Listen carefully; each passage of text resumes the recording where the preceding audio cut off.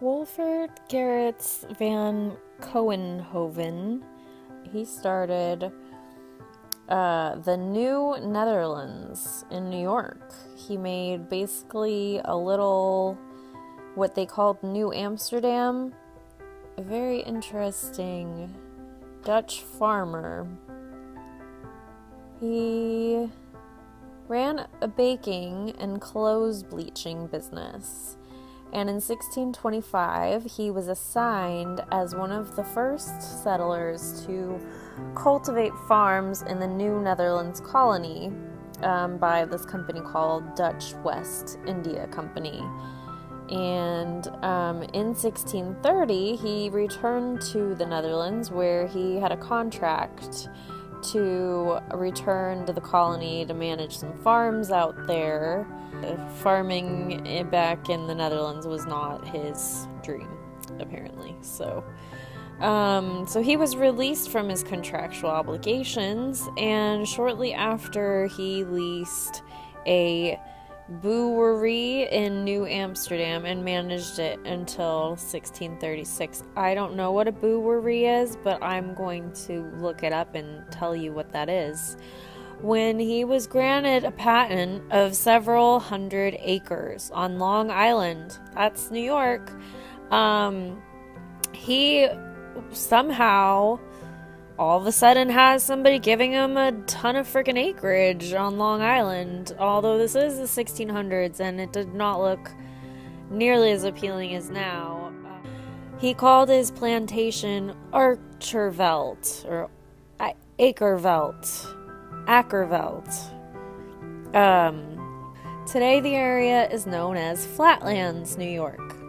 His plantation was located near the current intersection of Kings Highway and Flatbush Avenue.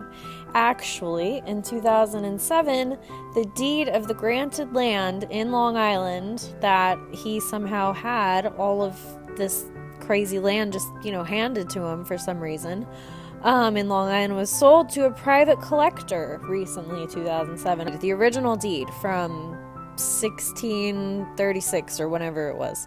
And it's sold to a private collector for $156,000 freaking dollars. That's how much someone paid for this old Dutch piece of paper, which is dated June 6, 1636, written in Dutch, and outlines the purchase of the land, which was 3,600 acres from the Lenape Indians. And apparently at the time, in the 1600s, men were, like Dutchmen and other settling people from Europe, came to the Native Americans and were like, hey, I'll give you this magical item from my land far away. And it would be like, I don't know